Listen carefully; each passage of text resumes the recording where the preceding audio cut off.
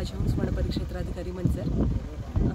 आज आम्ही इथे विद्याविकास शाळा वन विभाग एकत्रितरित्या एक प्रोजेक्ट राबवतो, ज्यामध्ये मुलांनी केलेले सीड बॉल जंगलाच्या एरियात रुजवण्याचं काम आम्ही करतो। यामध्ये विद्याविकास शाळेच्या मुलांनी त्यांच्या काळाने ऊर्जा प्रकल्पामध्ये आम्ही एक वर्कशॉप मागे घेतलेला, त्या वर्कशॉपमध्ये दिलेल्या सूचनांनुसार सीड बॉल तयार केले आणि हे सीड बॉल माझ्या मते आतापर्यंत कुठल्याही शाळेने तयार नसतील केले, एवढ्या संख्येत तयार झाले।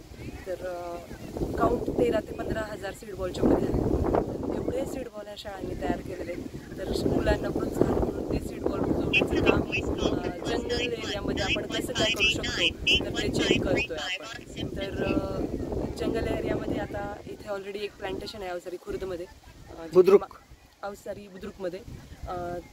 तर इथे 12,000 झाडांचं चरांवरती लागवड करण्यात आली होती। तर ही झाडं 100% जगलेली आहेत, पण याच झाडांच्या शेजारी 1 मीटरचं अंतर सोडून आम्ही मुलांना सीड बॉलचं रुजवण्याचं काम करायला सांगतो। तर हे जर सीड बॉल या पावसाळ्याच्या पावसाळ्यात चांगले रुजले तर या 12,000 झाडांसोबत अजून 12,000 झाडांची भर त्याच्यात हीच जागा का निवडली तर भविष्यात पावसाचा ताण, आपण आवर्षणप्रवण क्षेत्रात राहतो सगळेजण, हा जो भाग आहे तो आवर्षणप्रवण येतो, तर पावसाचं प्रमाण कमी आहे। तर उन्हाळ्यात आम्ही टँकरद्वारे झाडांना पाणी देत असतो। तर जे झाडांना पाणी देऊ तर ओट्यांवरती सीड बॉल रुजवल्यामुळे त्याच पाण्याचा फायदा सीड बॉलला होईल आणि जे सीड बॉल रुजण्याचं प्रमाण आहे ते अजून वाढेल। मॅडम 50% वरती झालं तर इतर शाळांनी आज जो ह्या शाळेने जो कार्यक्रम राबवला आहे तर इतर शाळांनी आदर्श कसा घ्यावा या कार्यक्रमाचा, काय सांगाल?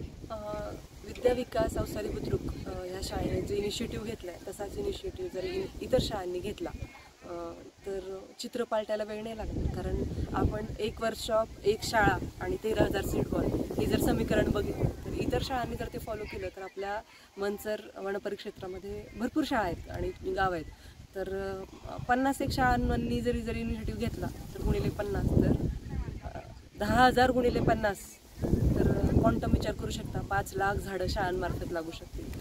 तर जो खारीचा वाटा एक मुलानं घेतला, इथे ह्या शाळेने एका मुलाने 5 सीड बॉल बनवले किंवा 10 बनवले, तर असाच क्वांटम जर इतर शाळांचा असेल आणि जंगल एरिया आम्ही खुला करून देऊ मुलांना सीड बॉल लावण्यासाठी, तर आपण किती प्रमाणात झाडं वृक्षारोपण या पावसाळ्यात करू आणि त्यातला 10% रोपांना जरी सक्सेस मिळालं तरी आपल्याकडनं ह्या एरियामध्ये 50,000 झाडांचं रुजवण होईल जरी सगळ्या शाळांनी केलं तर हा खूप मोठा क्वांटम आहे आणि त्याचा इफेक्ट पर्यावरणावर आणि त्याच्या पूर्ण इकोसिस्टमवरती होणार आहे। आपले इतर प्रॉब्लेमही हळूहळू कमी होतील जर असेच इनिशिएटिव्ह शाळांमार्फत पर्यावरणपूरक झाले तर। अतिशय स्तुत्य उपक्रम शाळेने केला आहे, शाळेतल्या मुख्याध्यापकांनी, शिक्षकांनी आणि विद्यार्थ्यांनी अतिशय चांगलं सहकार्य दिलं आहे, खूप मोठ्या उत्साहाने ते हे सगळं करत आहे।